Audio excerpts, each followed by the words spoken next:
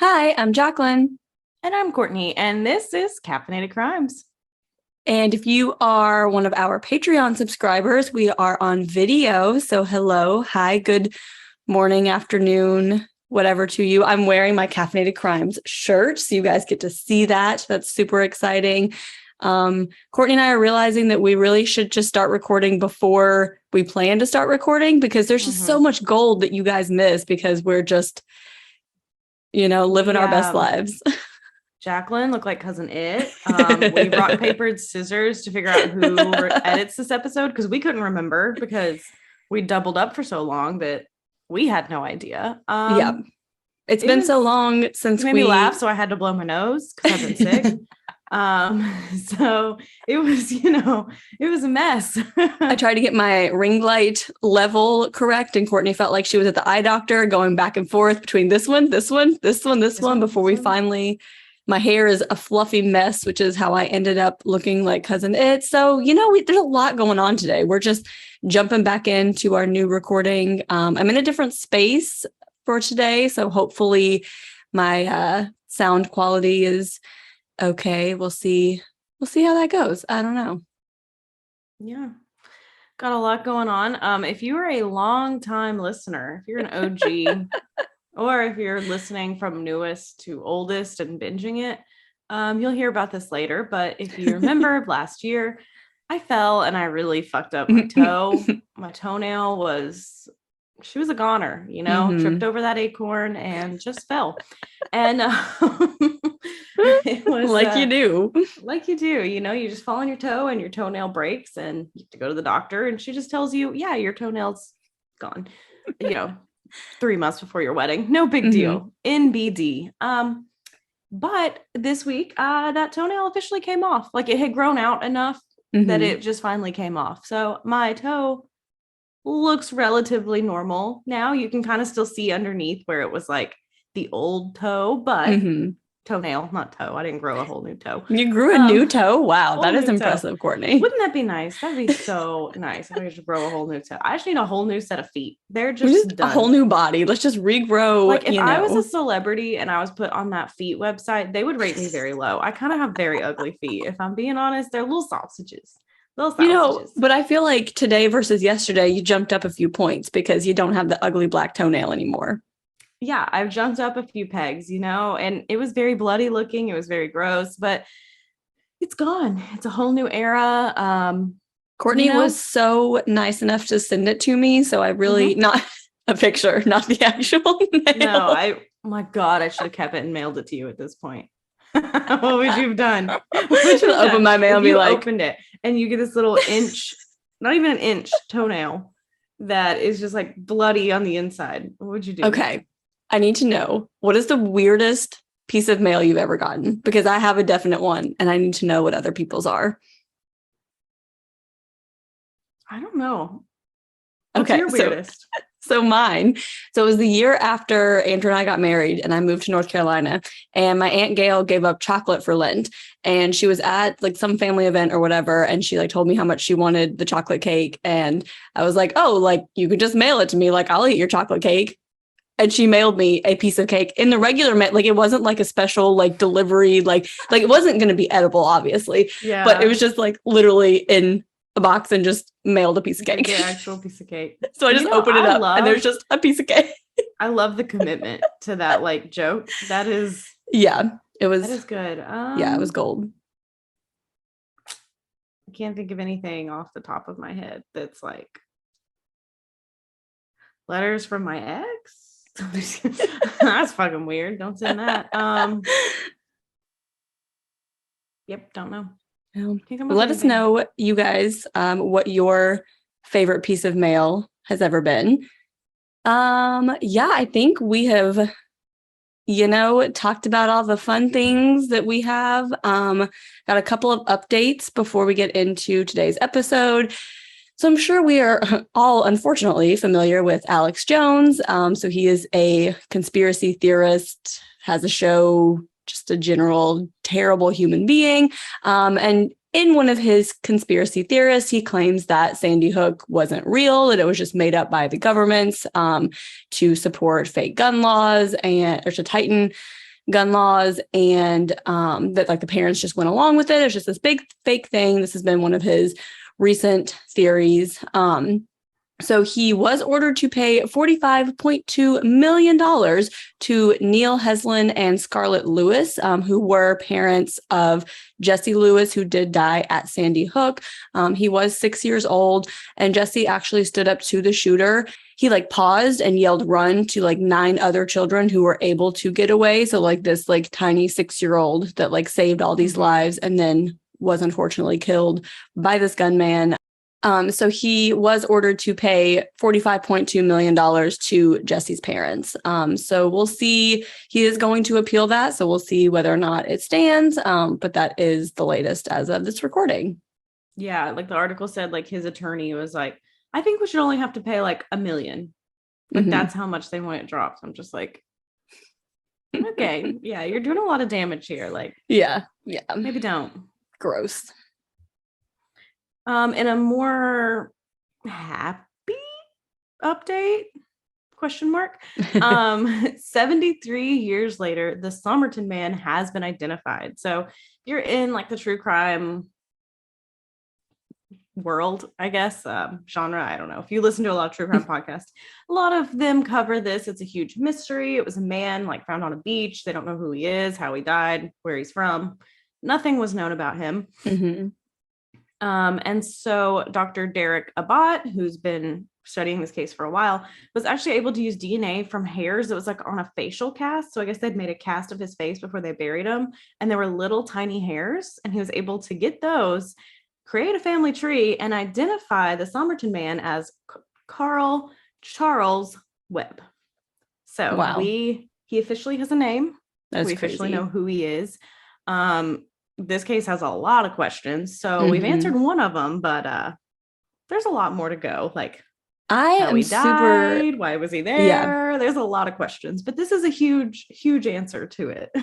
Yeah, the case is just crazy, and like there's been like so many like little clues throughout the years of like people trying to piece together. So like now that we have this, like I'm super excited to see what else comes of this and like what other, answers we're going to be able to have now that we know the identity of this man. So super exciting news in the true crime world. Yeah, pretty big deal. Yeah. All right. So we're going to get into today's episode.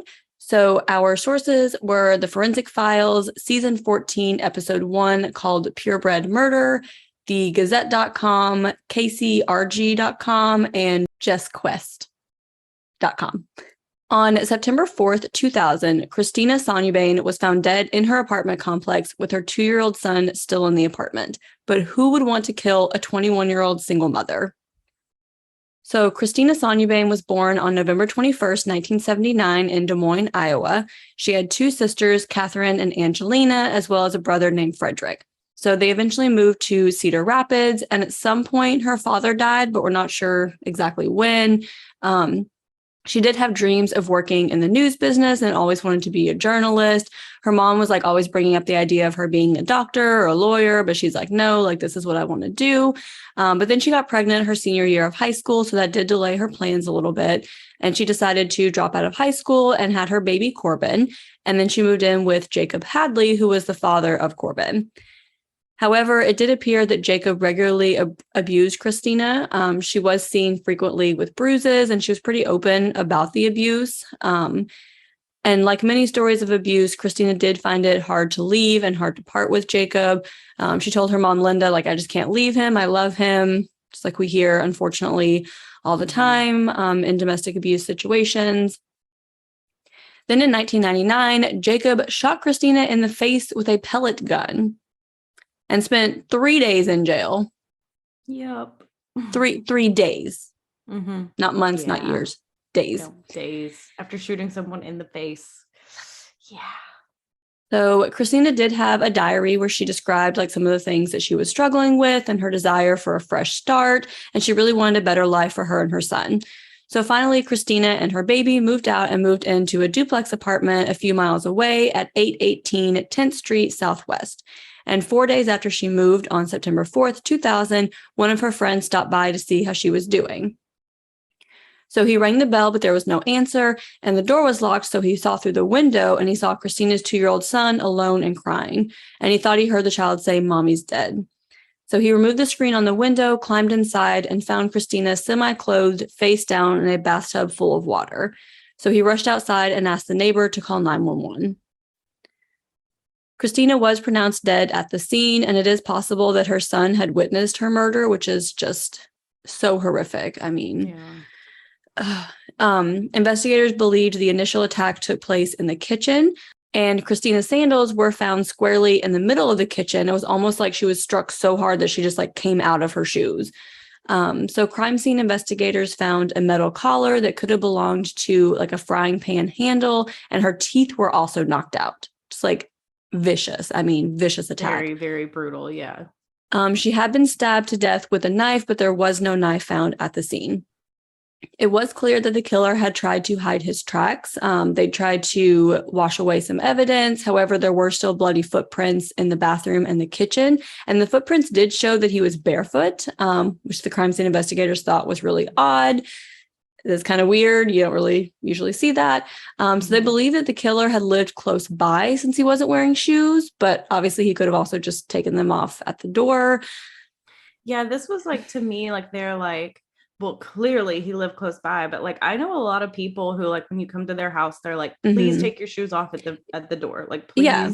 Or like other people who are like, I don't like wearing shoes inside. Like people get pretty weird and like not weird, but like strict about their shoes. Yeah. So I mean, especially I didn't really see it as like, this is for sure what happened. Yeah. Especially as we'll get into, like, if this was someone that she knew, this person could have come over and then, while they were there invited, then this happened, I also do wonder, like, do you have like feet prints? Like you have like handprints and fingerprints? Like, are there like identifying like features on your feet? If you believe the evidence in this case, yes. Oh.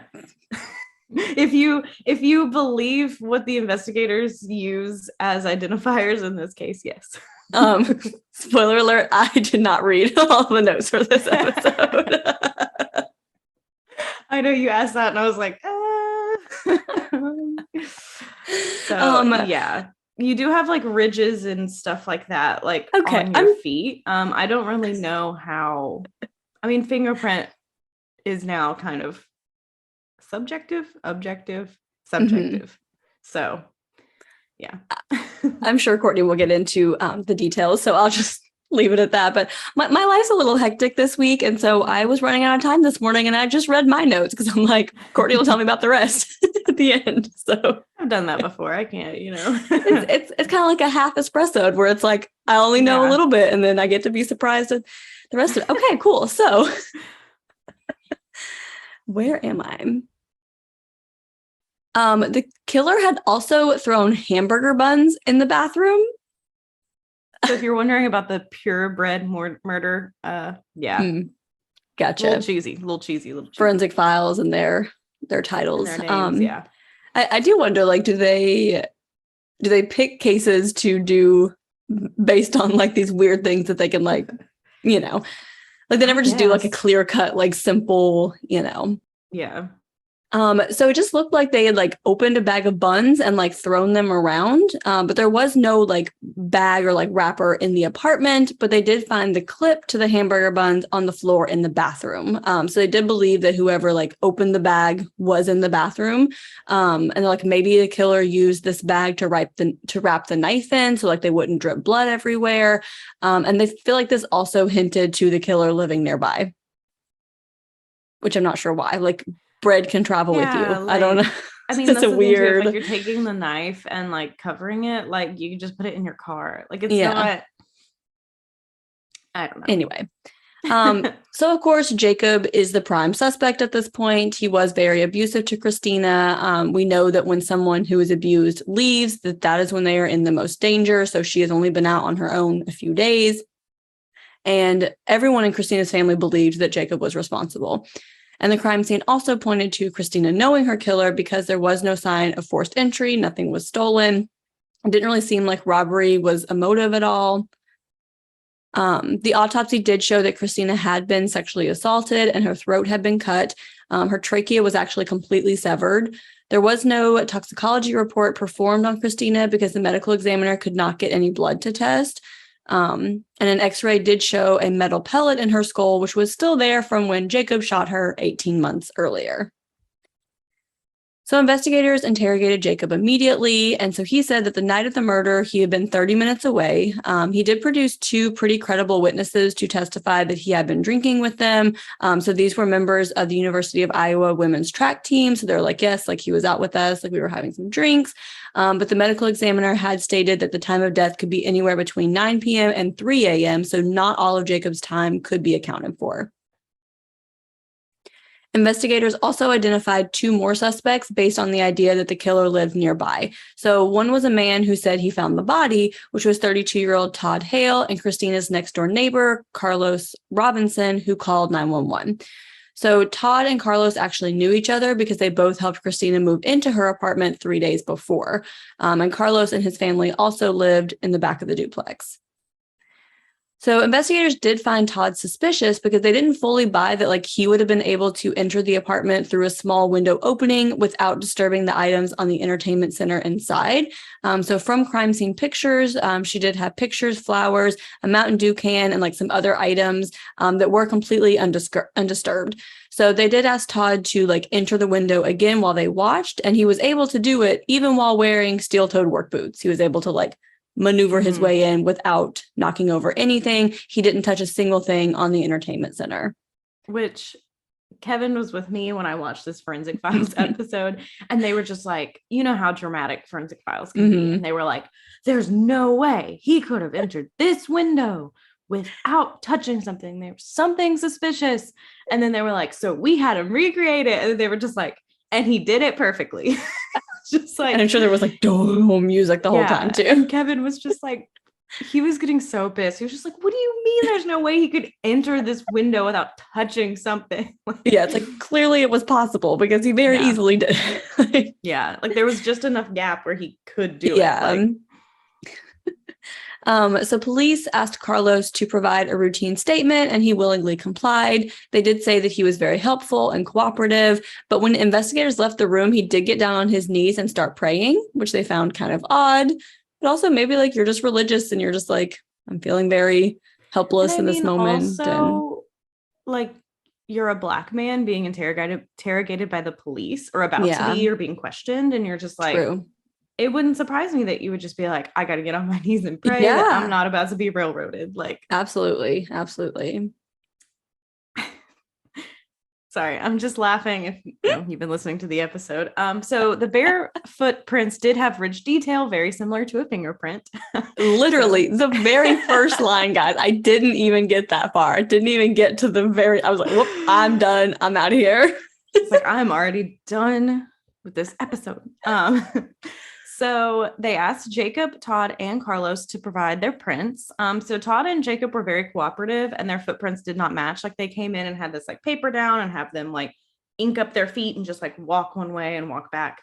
But investigators said Carlos was really reluctant to step down on the paper while his feet were inked.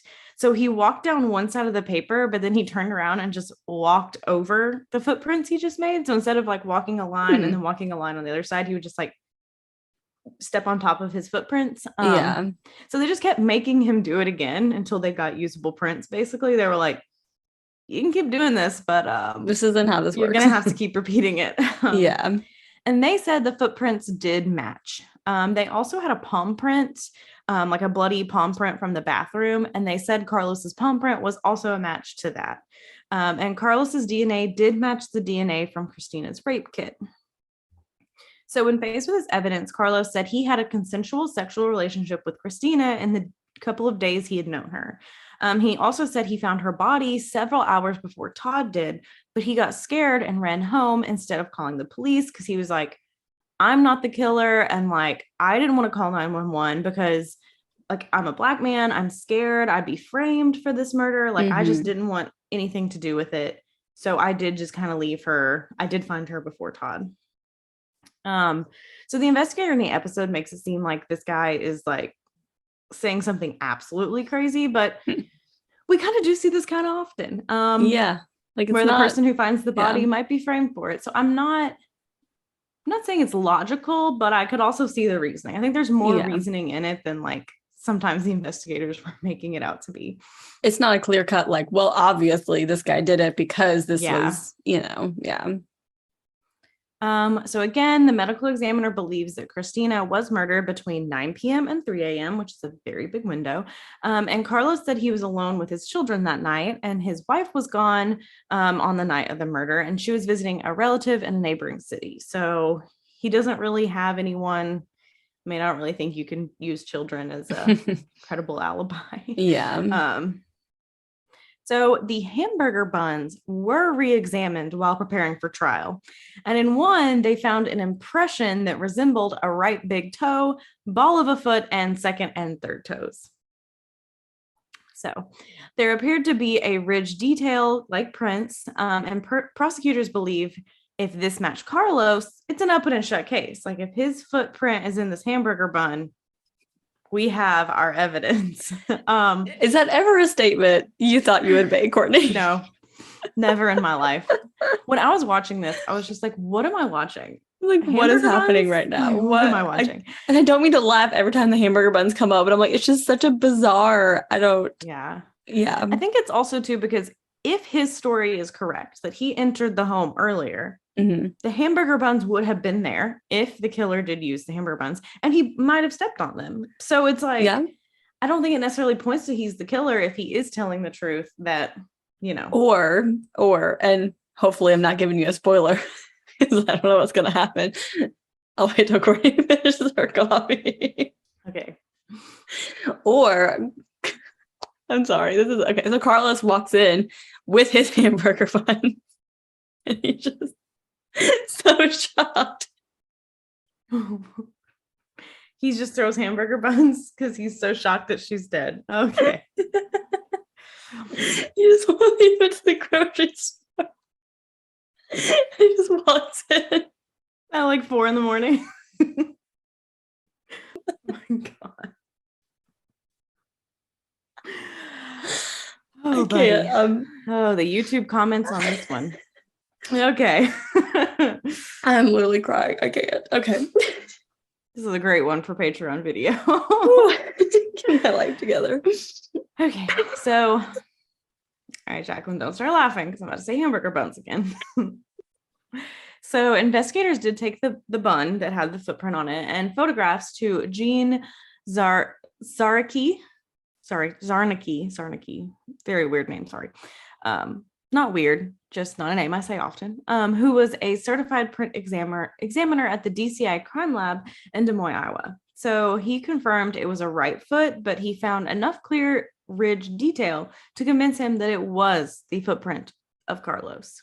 So they said also that the bun appeared to be fresh when stepped on, and they claim this also indicates Carlos murdered Christina because the bun would not have been as fresh when he found her later.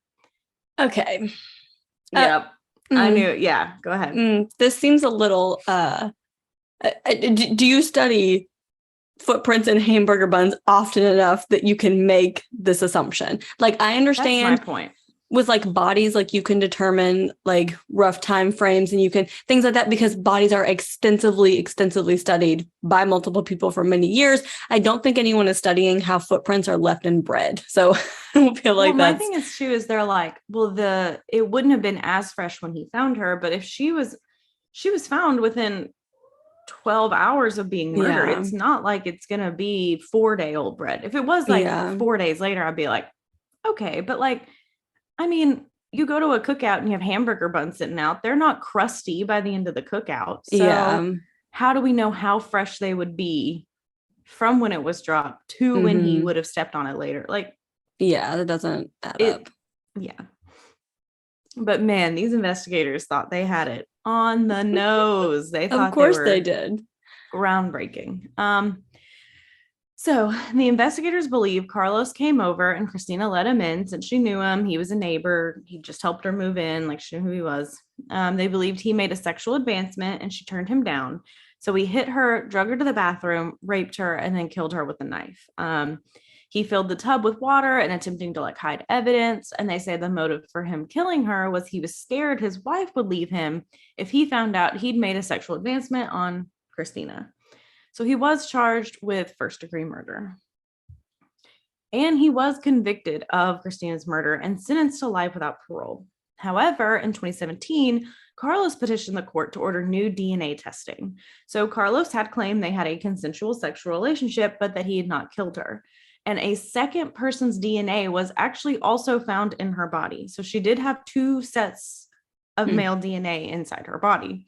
Wow. So Carlos is arguing that retesting items in storage could exclude him or give identity of the true killer. So again, if his whole story is true about consensual relationship, it would make sense if he'd had sex earlier that day, the day before. It could still be inside of her. It doesn't necessarily point to it's only him. However, the judge denied his request, which I don't fully understand.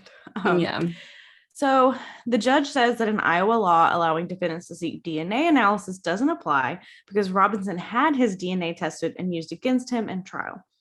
Again, I don't really fully get this because this is also a second set of DNA that's there. Because it sounds like obviously in previous cases where this has come up, it's like, oh, like I was convicted without DNA being tested. So they're like, okay, like we'll approve DNA to be tested. But they're like, oh, since it was tested and yours was down there, we're not going to do anything else, despite the fact that there's a whole other set of DNA. That's crazy. Yeah. And the judge says he's not convinced that the testing would, quote, negate the evidence that convinced jurors to convict Robinson, and saying that there was victim's blood also found on Carlos's t-shirt. So, the Jess Quest article we mentioned is a blog. And she really believes that Carlos could be innocent. She has a blog on her website called Forensic Files Got It Wrong. So again, you heard about our Forensic Files series, loose term series that we're doing of Did Forensic Files Get It Wrong? So she's a huge fan of Forensic Files, but felt some of the cases just didn't really sit right with her, which again, if you're main piece of evidence is a hamburger bun. I can see why. So she wanted to do some further research and explore like what all happened. So she does bring up the fact that there was a second set of semen in Christina's body. And Carlos at some point had also claimed he heard a man like and made a quick come in and make a quick exit out of Christina's apartment. So if this is true, it could show that another man could be the murderer, but we don't really know because the semen was never tested. So like whose DNA is this? Like, I'm so curious at this point. Like, whose is it? Yeah. So we also have the blood on Carlos's shirt that the judge mentioned.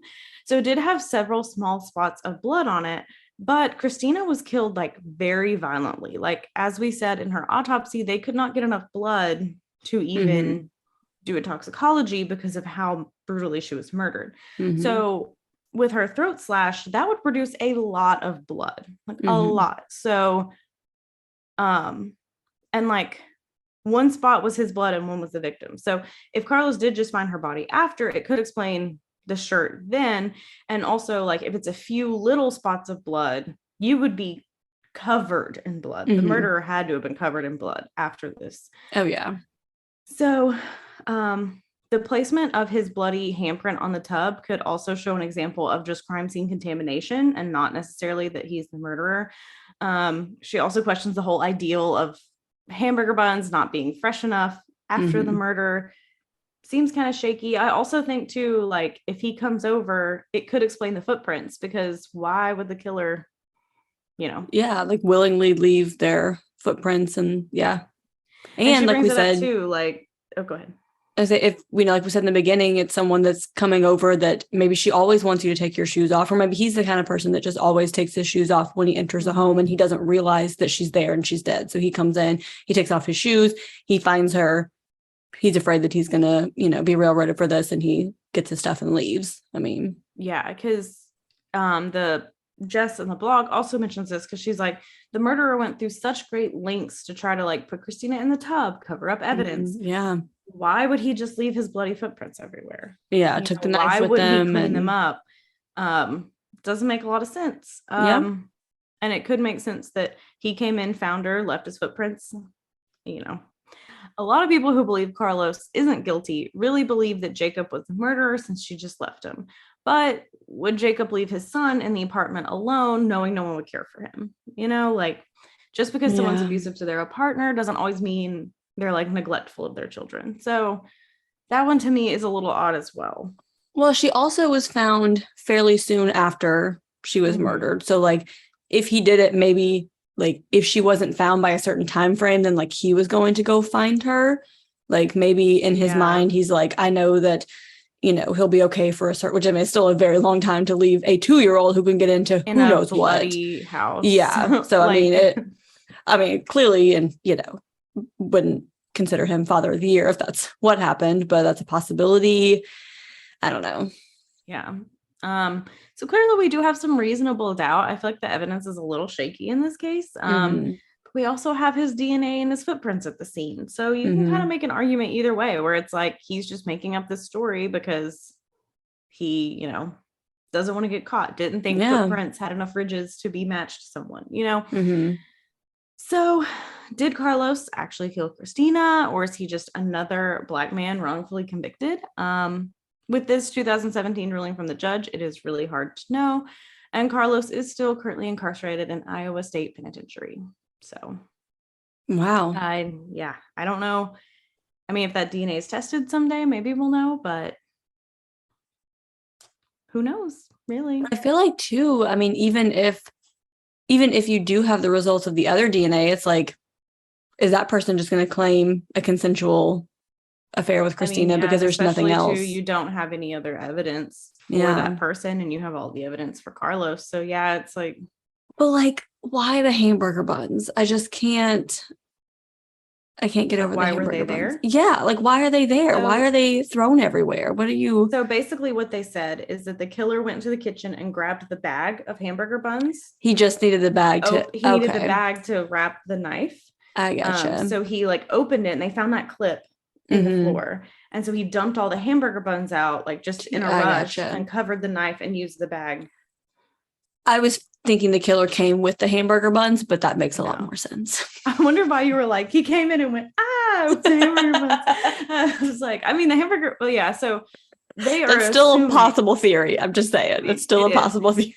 But they are saying like they think the hamburger buns were already in her apartment. I gotcha. He was just looking for something to wrap it up. That so he makes didn't sense. like drip blood out. Okay, that makes more sense. Again, it's just so weird to me if you're using all this to try and cover up evidence, like wrapping the bloody knife in like a thing so you're not like dripping blood. Why would you leave your footprints? Yeah. But I mean, if he is a killer, like maybe killers don't always use logic. I mean, maybe he didn't think footprints and bloody footprints through the house would mean anything. Yeah, and the knife did not come from her apartment, right? I feel like they would have mentioned that if it did. It might have, but I can't actually remember. Like, I don't know if they ever said like definitively there was a missing knife. Yeah. But I think in their scenario, it did. Because it seems, because it seems like if you are using hamburger buns to like find a bag to wrap up the knife, like if you brought your knife intending to kill her, I feel like you would have brought something to like take it back. So it feels more like spur of the moment versus like planned. Which again is why I'm like, why first degree murder? Because like their whole thing is like Carlos came in, tried to have sex with her. She said no. And then he freaked out and killed her. So in that scenario, like the knife comes from the house. Yeah. But interesting. That's a wild one. Maybe one day we'll have more answers. I definitely never thought we'd be covering a case where the biggest piece of evidence is a footprint in a hamburger bun. So, which I tell you, I'm very skeptical about.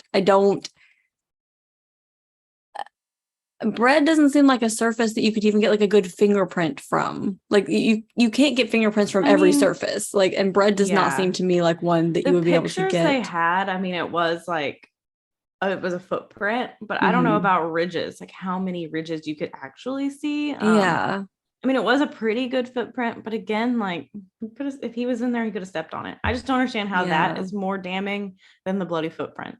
I guess because they're saying it had to have happened at the time of the murder, but because they're claiming it was fresh, which is also a not. Yeah. And that's my thing too, is I'm like, she wasn't found that much later. Like she was found within 12 hours. And I don't think bread gets that crusty soon. Well, it depends on, I mean, what kind of bread, you know, if you like your bread from the grocery store, probably not, but maybe she had like really fresh buns that do get, you know, like if you get like fresh bread at like a bakery, like it goes stale or quicker. But anyway, still, I feel like it's not. I think it was just like grocery store hamburger buns. She was a single mom with a 2-year-old. I don't think she was going to a bakery for fresh bread. Especially fresh hamburger buns. Like if you're going to get like fresh bread, you get like a loaf of bread or like hamburger bun, a hamburger bun. Yeah. I'm with you.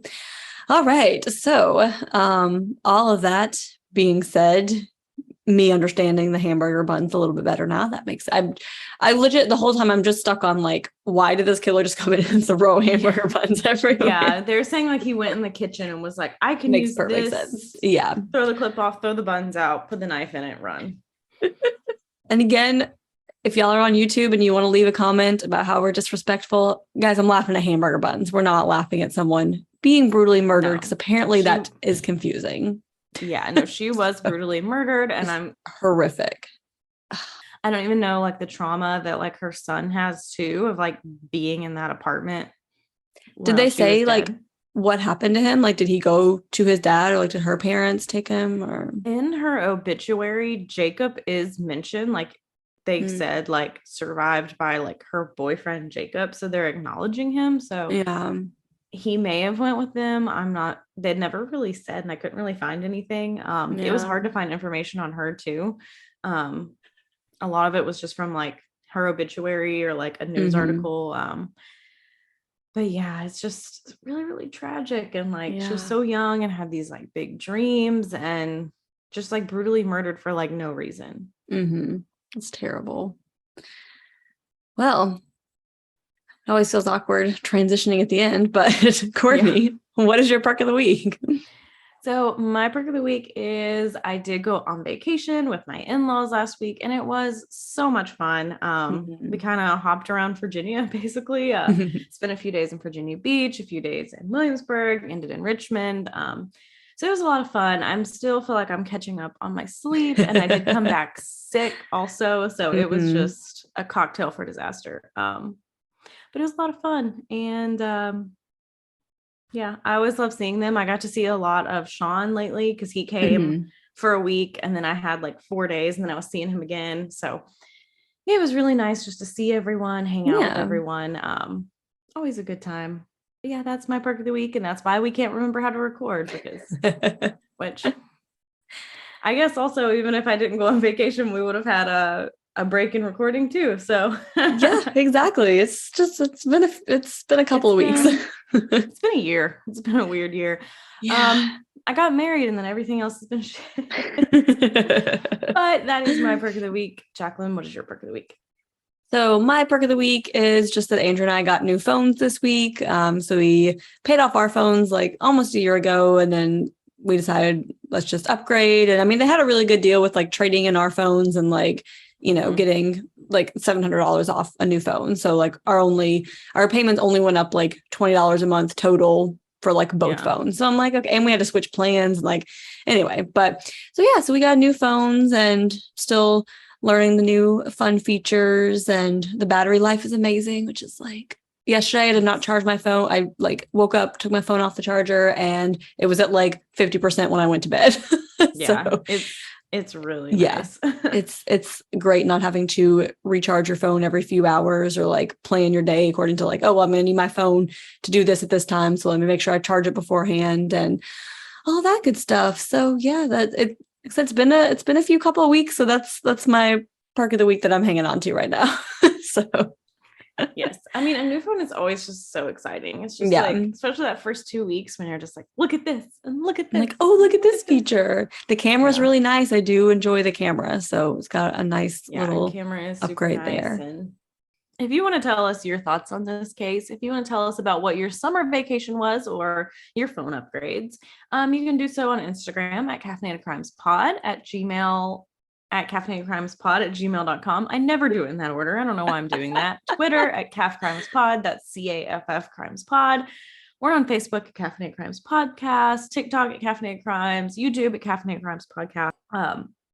I'm getting really choked up because a large amount of drainage just went down my throat. I think the only thing I'm forgetting is Patreon, and I will let Jacqueline take that one. Again, if you want to see what hand movements I'm making, if you want to see the video version of this podcast, if you want to hear our unedited version, because just imagine all the things. No, all the things that you guys heard. Imagine the things that we took out. Okay, so and I have a very expressionate face. Okay. Yes. So yeah, if you want to see this video, we do video episodes once a month. We also do bonus episodes once a month. Separate from the video episodes. We do like a whole new topic bonus episode. We also have monthly Google Hangouts, and we have pins and stickers and quarterly gifts for certain tiers. We just gave out some Caffeinated Crimes keychains that were super cute. So yeah, if you want any of those fun perks, you can head on over to patreon.com/caffeinated crimes.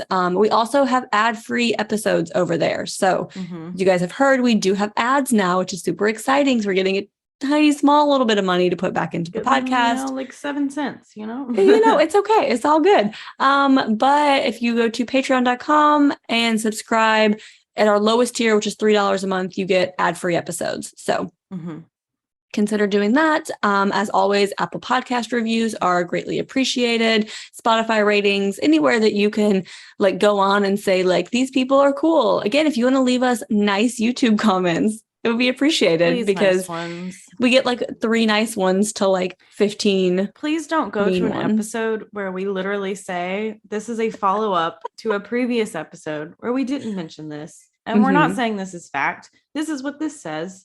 Listen to our original episode and then tell us we're being biased. And then ask us for our other sources. They're in the original episode where we told you to listen first. We're very sensitive. Don't hurt our little feelings, okay? We're very sensitive. It's been a year, so please just be a little bit kinder to everyone. Yes. Just don't be mean to people on YouTube because you think you're just writing to like the abyss, but there's actually people behind. And we're not opposed to like criticism. Like you can say that you don't like something, you can say that you disagree with something, but you can just be nice. It's not hard to be nice. It's not that hard. Yeah, again, constructive criticism. If we get something wrong, if you think we could do something better, we'll listen to that. But if you're just attacking us on things that aren't true.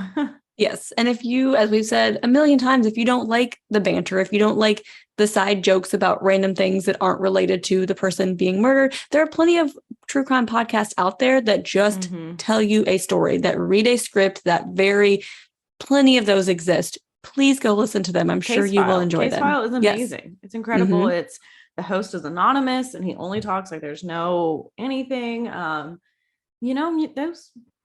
Those are perfect for you. And I completely respect your decision not to listen to our podcast, but absolutely, please just go quietly. Don't be mean. Yes. What is it? This isn't an airplane. You don't need to announce your departure. Is that what it is? Heard that. No, you never heard that. I see that a lot when people are like, there's like a news article about someone and they're like, oh, or like somebody shares something that they disagree with and they're like, I'm unfollowing you because of this. And then people are like, this isn't an airport. You don't need to announce your departure. I've seen that in like Facebook groups I'm in, because that's really what I use Facebook for now. It's just like random groups. And people are always just like, I'm done, I'm leaving. And everyone's like, yeah, we don't fucking care. Like no one's gonna know you left. Oh boy. But you know what? After that long little transition there, go have a cup of coffee. And don't commit a crime.